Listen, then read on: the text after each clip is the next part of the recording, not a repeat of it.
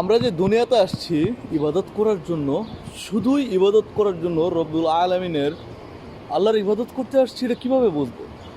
আপনি দেখেন, যখন ঘুম থেকে ওঠেন আপনার নামাজ দিয়ে শুরু হয়, আবার যখন ঘুমাতে যান এর পূর্বে নামাজ দিয়েই কিন্তু শুরু হয়। এর মানে সকাল থেকে রাত পর্যন্ত পুরোটা সময় কিছুক্ষণ পর পর একটা বিরতি সময় আছে আপনার রিজিকের জন্য, খাওয়া দাওয়ার জন্য, বিভিন্ন কাজের জন্য। প্রত্যেকটা সময়ে কিন্তু আপনার নামাজ আছে। এর মানে কি বুঝলেন আপনি? আর যখন বাকি সময়টা ঘুমে থাকেন, তখন এই নামাজের ভিত্তিতে আপনাকে সওয়াব দেওয়া হয়, তাই না? তো এমনই তো, যে সারাদিন ভালো কাজে থাকে, সে যখন ভালো কাজ করতে পারে না, হয়তো বা ঘুমে থাকে বা অসুস্থ থাকে, তখন তো তাকে ওইভাবেই পরিকল্পনা করা হয়, দেখা হয়, তাই না? তো এইভাবে আমরা বুঝতে পারি যে আল্লাহ রাব্বুল আলামিন আমাদেরকে ইবাদতের জন্য পাঠাই।